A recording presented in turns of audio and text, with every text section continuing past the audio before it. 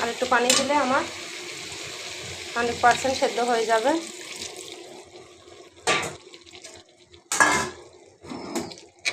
আর ধনে পাতাটা থাকলে দেবেন, না থাকলে দেবেন না, আমার ছিল তাই আমি দিলাম।